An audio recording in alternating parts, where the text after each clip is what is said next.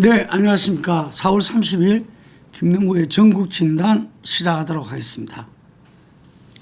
지난 4월 27일 이재명 후보는 민주당 전당대회를 통해서 대통령 후보로 선출되었습니다.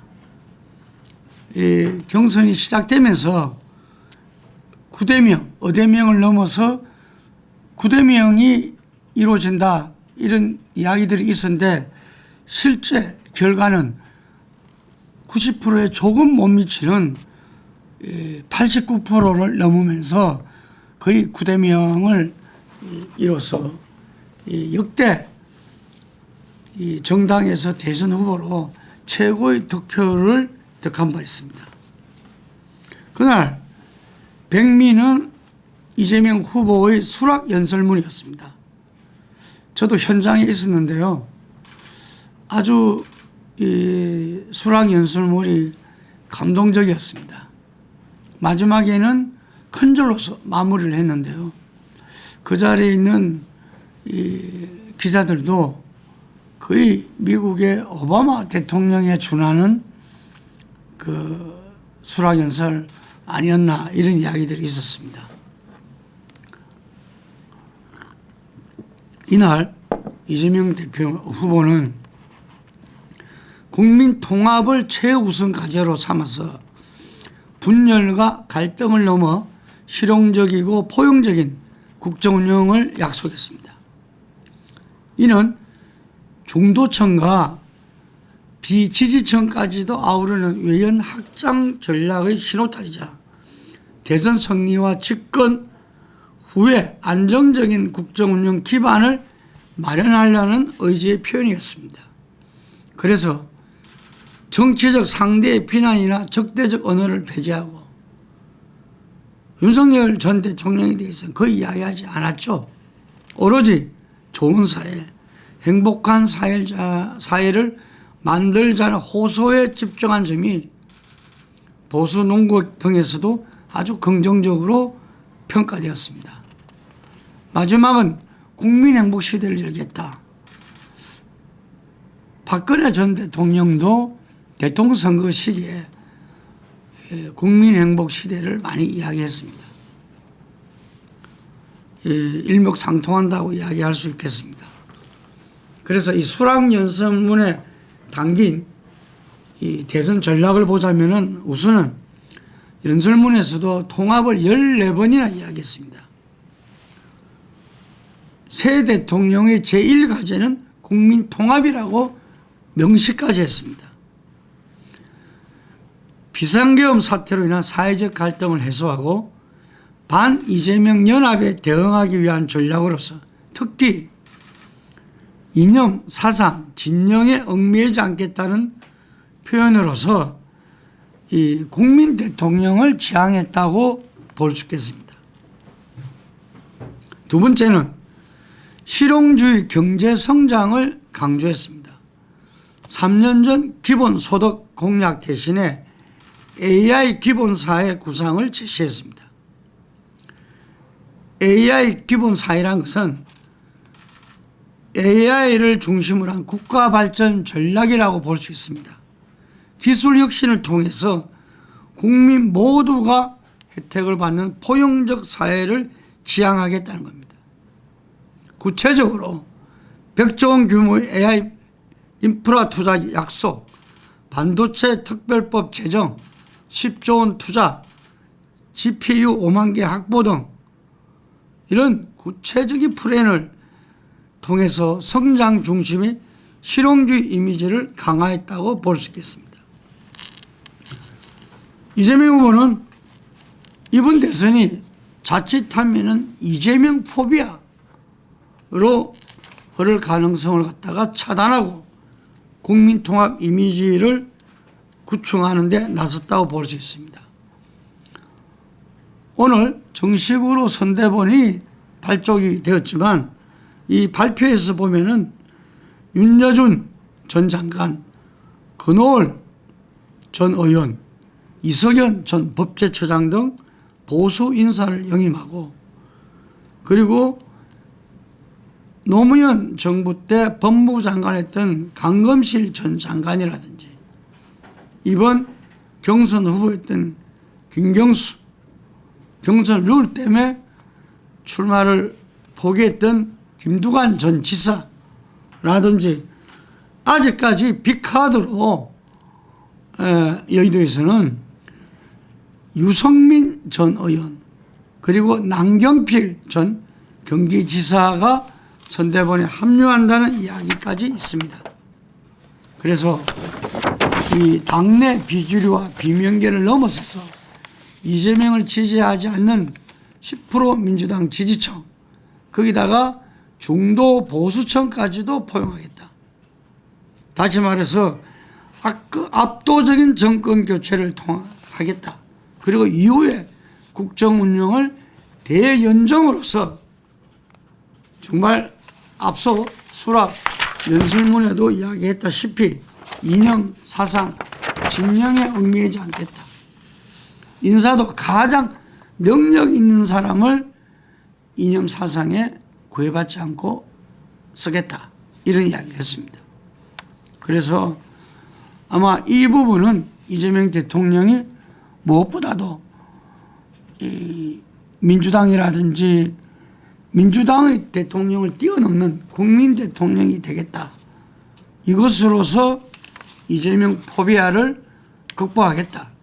그리고 반 이재명 연합을 분쇄시키겠다 하는 강력한 의지라고 볼 수 있겠습니다. 그래서 앞으로 정책 공약이 구체적인 어떤 대안들이 나오면서 그 실현 가능성에 대해서 아마 강조하리라 봅니다. 그리고 이번 경선 과정에서는 이전의 이재명 후보하고는 많이 다른 모습들이 나왔습니다. 그것이 뭐냐면은 부드러움과 안정적인 지도자 이미지를 강조해왔다. 그리고 이재명 대표하면 설화가 많았죠. 예를 들면 그렇지만 돌출적이거나 적극적 발언을 자제해서 국민적 공감대를 이끌어내겠다는 메시지에 집중했다. 그래서 그 부분은 안정적이고 포용적 지도자 이미지는 상당히 지금 현재 성공적으로 진행하고 있다 봅니다. 금방 이야기한 것이 민주당 지지층만 아니라 중도층, 무당층, 합리적 보수까지 아우르는 압도적 정권 교체를 통해서 대연정을 실시하겠다는 것을 내포하고 있다고 봅니다. 그리고 내일이죠. 내일 대법원에서 공직선거법 상고심 선고를 예고하고 있습니다. 그토록 옥죄었던 이재명 후보의 사법 리스크가 최소한 이번 대선에서는 모두 풀려나지 않을까 저희는 예측합니다. 무죄 선고를 전망한다는 거죠. 왜냐? 서울고법 형사 6-2부에서는 이재명에게 무죄를 선고하면서 지난해 10월 31일 날 선고된 대법원 공직선거법 판례, 정업시장 판례를 사건 번호를 판결문에 6차례나 직접 인용했습니다. 대법원은 이 정업시장 판례에 대해서 의심스러울 때는 피고인에게 유리하게 라는 형사법의 기본 원칙입니다. 이게 따라서 선거운동의 자유와 표현의 자유를 보장하고 대의민주주의를 택한 헌법 정신을 따른 판결이라고까지 설명하고 있습니다. 검찰은 이재명 그 4차례 방송 인터뷰에서 한 골프 관련 발언들을 하나로 묶어서 포괄일죄로 기소했으나 항소심 재판부는 대법원 정업시장 판례처럼 다른 장소, 다른 시간에서 나온 발언들은 하나로 묶지 않고 각각의 발언이 나오게 된 맥락에 따라서 개별적으로 판단했다는 것입니다. 그리고 이번 대법원 판결에 대법관 14분 중에서 12분이 대법관이 참여하는데 그중에서 정업시장 판례를 남긴 권용준, 오경미, 박영재 대법관, 그러니까 김상한 주심은 퇴임했습니다. 이분들도 심리에 참여하고 있다는 사실입니다. 그래서 이렇게 일찍 상고심 선고를 하게 된 것은 대법관 간의 합의가 이 빠른 시간 내에 이루어졌다는 것을 이야기합니다. 그래서 저희들은 무죄 선고를 전망한다는 거고, 이 무죄 선고 전망은 이 대통령 선거에 사법 리스크가 더 이상 작동하지 않는다는 것을 의미하는 겁니다. 다음은 연일 지금 이 언론에 집중적으로 보도되는 게 한덕수 권한대행의 출마, 저희들도 한덕수 권한대행 출마 카운트다운 돌입 이렇게 썼습니다. 그래서 저희들은 이 2일날 출마 선언을 하고 3일날 국민의힘 마지막 대선 후보가 결정되는 날입니다. 이때부터 선거운동을 한다는 그런 보도들이 지금 쏟아지고 있습니다. 국힘의 최종 후보는 지금 현재로서는 모든 여론조사에서 김문수 후보로 전망하고 있습니다. 현재 2차 경선 결과로서 찬탄의 한동훈 전 대표와 그리고 반탄의 김문수 전 장관의 대결로 좁혀졌죠. 그런데 이 최종 후보는 당원 투표가 50%, 역선택을 방지한 국민투표 50%입니다. 그렇기 때문에 보수 결집청에서 강한 김문수 후보 승리 확률이 훨씬 높다고 모든 여론조사에서 이야기하고 있습니다. 저는 지금 보수가 빅텐트를 이야기하면서 노무현과 정몽준의 후보 단일화를 예를 들고 있습니다. 그렇게 됐으면 좋겠다. 희망사항이죠. 그거 제가 그랬어요. 만약에 저는 그때의 상황과 지금 상황이 다르다. 왜냐? 근본적인 게 노무현 후보는 당시 집권 여당에서 2% 지지율의 후보였습니다. 2%의 후보가 완전 국민 경선을 통해서 거의 신화의 주인공처럼 후보로 당선됐던 겁니다. 그러면 지금 국민의 후보에서는 누가 보더라도 배신자 프레임에 갇혀있는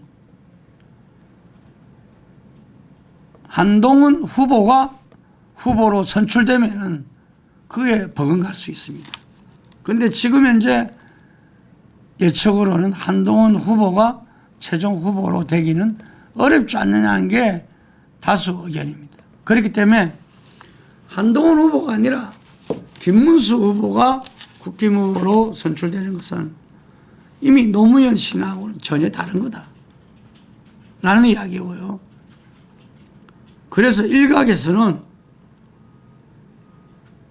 이재명 대표하고 제대로 한판 결혼을 하면은 아무리 한동훈 후보가 배신자 프레임 믿더라도 한동훈 후보를 올려야 되는 거 아니냐, 국힘 후보로 만들어야 되는 거 아니냐, 이런 이야기들도 있습니다. 자, 한덕수 후보는 4월 29일 국무회의를 마지막으로 5월 1일 총리직을 사퇴하고 5월 1일 출마선언 예상한다고 했죠. 어제 첫 건인 송영택 총리 비서실장이 사표를 제출하고 캠프 구축에 나섰다는 보도들이 일제히 나왔습니다. 그래서 이 현재 후보 등록일이 5월 11일이거든요. 그렇기 때문에 이제 5월 3일 날 국민의 후보가 선출되면은 신속한 단일화 협상이 필수적이라고 보겠습니다. 그런데 여론조사를 보면은 전혀 다른 결과들이 나옵니다. 지금 보수에서는 한덕수만이 살 길이다 이런 분위기들이 있는데 국민 여론은 전혀 그렇지 않아요. MBC 코리아 리서치가 지난 4월 22일, 25일 조사한 바에 따르면은 반대가 60%고 찬성이 32%였어요. 한덕수 대행이 출마에 대해서. 반대 이유는 비상계엄 사태 연관 의혹이 가장 많았고 윤 정부 실패 책임이 있다. 그리고 대통령 권한 대행으로서 중립성 위반을 했다. 물론 국민의힘 지지층에서는 66%가 찬성했습니다. 중도층에서는 거꾸로 66%가 반대했습니다. KBS 한국리서치 4월 22일에서 24일 조사에 따르면 반대가 70%로 나왔습니다. 보수층에서도 반대가 절반을 넘었고 이 조사에서는 국힘 지지층에서도 찬반이 48대 47로 팽팽했습니다. 그래서 그게야 민주당에서는 오히려 한덕수 대행이 가장 자기들한테는 쉬운 후보다. 땡큐도 하는 거죠. 땡큐. 그럼에도 불구하고 한덕수 대행이 그 고건 반기문 총장 공무원의 한계를 뚫고 과연 출마를 감행할 것이냐. 지금은 출마 감행이 뭐 7, 80% 이상의 예측이 많습니다. 왜 당선 가능성이 있다고 보느냐. 크게 세 가지를 봅니다. 첫째가 경제, 외교, 안보 위기 극복을 위한 국정 경험이 풍부하다. 장관, 경제부총리, 주미대사, 국무총리, 노무현 정부에서도 국무총리를 했죠. 그리고 통상 외교의 전문가다. 트럼프 2기의 미중 무역 전쟁에 우리가 맞서서 국가 위기를 돌파할 책임자다. 이게 아마 최대 명분일 겁니다. 예. 두 번째는 동의하기 어려운 사람도 많지만 국민 통합과 안정적인 국정 운영에 기여할 수 있다. 중립적인 리더십을 갖고 있다. 이 부분에서는 윤석열 전 대통령, 윤석열 정부 내내 국무총리를 했기 때문에 과연 그 책임론에서 자유로울지 모르겠습니다. 세 번째는 반 이재명 단일화와 대연합의 구심점이다. 이렇게 이야기하고 있습니다. 이재명의 일방적 집권을 막고 정권 균형과 민주주의 회복을 나선다는 명분입니다. 제가 볼 때는 첫 번째가 통상외교의 적임자다. 그런데 그것만 가지고 이 엄중한 민주주의의 파괴 속에서 새롭게 대한민국을 건설한 이 시점에서 통상외교의 전문가로서만 할 수 있을 것인가? 아마 이런 의문들이 국민들이 여론조사에서 60, 70%가 출마에 반대에 나선 거 아닌가? 이렇게 봐집니다. 그리고 지금 한덕수 대행도 이른바 법적 리스크가 있습니다. 예. 그래서 이런 부분들이 출마를 하고 단일화 과정을 거치더라도 과연 파워가 있을까? 이런 이야기들이 많죠. 예. 뭐 방식으로는 원샷 여론조사, 콘클라베 교황 선출의 뭐 이런 이야기도 있고 다양한 이야기들이 있는데 여기에서 아마 한덕수 대행이 출마를 하게 되면은 개헌을 이야기하면서 임기 단축, 3년 가도정부 뭐 이런 거를 내세울 수 있습니다. 그래 되면은 그 명분으로서 국힘 보수를 넘어서 민주당을 떠나온 지도자들, 정치인들 이런 부분들이 포함되지 않을까. 손학규 전 대표라든지 지금 이 출마가 목전에 앞둔 이낙연 전 총리라든지 이런 부분들이 함께함에 의해서 뭔가 빅텐트가 현재의 국민평가 달리 새로운 동력을 받을 수 있지 않을까, 이런 이야기들이 있습니다. 근데 저는 앞서 이야기한 대로 이번 대선은 계엄과 탄핵을 일단 넘어서야 됩니다. 그럼 계엄과 탄핵에서 자유로운 사람이 현재 보수 후보가 돼야 이재명 후보랑 붙을 수 있다는 이야기죠. 붙어 볼만하다는 겁니다. 그런데 지금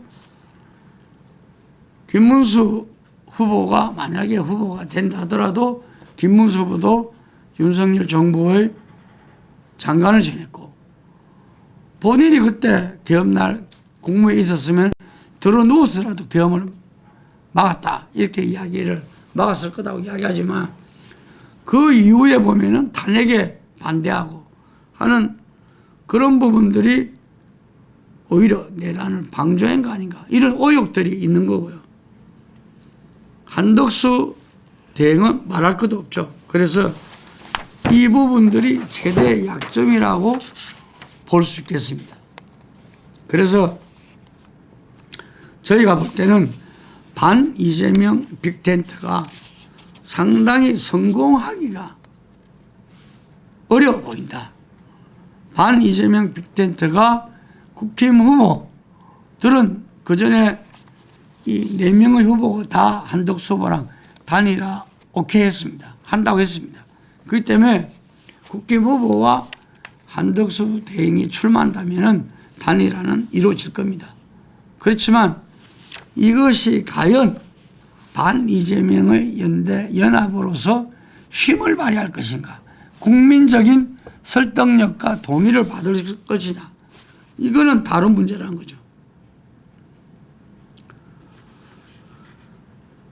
이 성공적인 빅텐트의 핵심은 단일화된 후보의 리더십, 참여 세력 간의 신뢰, 국민과의 통합, 이런 부분입니다.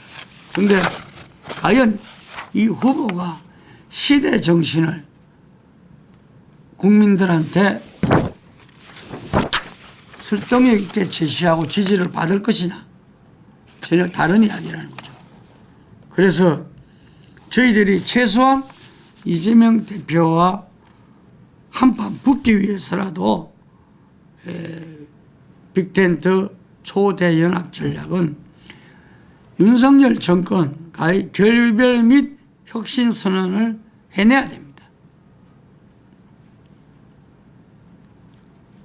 아직까지 윤석열 전 대통령 탈당도 이루어지고 있지 않죠. 탈당 제명들도 이루어지고 있지 않습니다. 그래서 이 부분들이 이루어져야 되고, 그래야만이 찬탄 세력과 계엄에 반대하면서 보수의 혁신을 부르짖는 보수도 모을 수 있고 중도 세력한테도 손을 내밀어 볼 수 있다는 이야기. 그래야만이 정권 심판 프레임을 미래도약 프레임으로 전환할 수 있다. 젊은 정들이 보수의 일정 정도 지지를 나타낸 부분도 있었지만 계엄 탄핵에서는 아주 단호합니다. 중도층은 말할 것 없죠. 그래서 제가 좀 전에 말씀드린 과거 정권과의 결별, 계엄과 탄핵과의 이 단절, 윤석열 전 대통령과의 어떤 결별, 단절, 이 부분들이 이루어져야 이 싸워볼 만한 어떤 진용을 구축되고 국민들한테 호소할 수 있는 출발이 될 수 있다는 이야기입니다. 아마 그 부분을 노력하리라 보는데, 뭐 국민통합내가 예를 들면 아까 제가 말씀드린 계엄 약속하고 임기 단축, 그래서 가도정부로서 역할을 하겠다, 이런 이야기들이 이 설득력을 갖기 위해서라도 좀 전에 말씀드린 그 부분들은 아주 기본적인 필수 사항이다. 이렇게 보는 거죠. 그래서 본인들이 먼저 탄핵 사태 책임자를 단호히 정리해야 된다. 그리고 정치개혁, 검찰개혁 등의 아젠다를 과감하게 수용해야 된다. 그래서 정치적 대타협에 나서야 된다. 국민적 설득력의 기본이라는 이야기죠. 마지막으로 지금 이번 대선에서 빼놓을 수 없는 게 그 개혁신당의 이준석 후보입니다. 이준석 후보가 지금 3제 대결에서 계속 10% 내외를 마크하고 있습니다. 그런데 이준석 후보는 현재 국민의힘 후보와의 단일화는 전면적으로 선을 긋고 있죠. 그리고 국민의힘과 한덕수 단일 후보가 되더라도 추가 단일에 참여할 가능성은 낮다고 보입니다. 제 생각에는 이준석 후보는 본선에 포스터를 붙인다. 다시 말해서 후보 등록하고 출마를 한다는 이야기죠. 그리고 아마 한덕수 후보로 되면 끝까지 대선을 완주하리라 봅니다. 대선 기간 23일입니다. 국민들한테 호소하고 또 TV 토론을 통해서 아마 후보의 어떤 비전, 정책 등을 보여줄 기회들이 많습니다. 그 속에서 15% 이상을 목표로 하면서 이재명 대통령 이 다음에 보수의 어떤 이 파괴적인 재창조 속에 한 중심 세력으로서 나설 가능성이 높고, 그래서 보수의 차기 리더로 부상을 계획하고 있으리라 봅니다. 자신의 미래와 독자적인 브랜드 구축, 금방 말씀드린 비이재명, 비윤석열 노선 유지로 완주를 택할 가능성이 매우 높다. 그래서 국힘이 대선 패배 이후에 보수 재편의 중심에 서는 그러한 전략을 세우고 있다는 이야기입니다. 그래서 이준석 후보가 빠진 빅텐트는 이번에 정계 은퇴한 홍준표 전 대구시장이라든지 몇 분은 이준석 후보와의 단일화도 필요하다고 이야기했습니다. 맞습니다. 보수가 이재명 후보와 지금 범진보 무엇보다도 현재 개헌과 탄핵을 넘어서 새로운 대한민국을 만들어야 된다는 이번 대선의 시대 정신의 흐름을 타고 있는 것은 민주당 이재명 후보입니다. 거기에 맞서려면 최소한 지금 국힘에서 이야기하는 빅텐트에다가 이준석 후보까지의 어떤 초대연합이 이루어져야만이 붙어볼 만한데 그게 쉽지 않다. 이런 이야기를 드리는 것입니다. 네, 오늘 여기까지 하겠습니다. 감사합니다.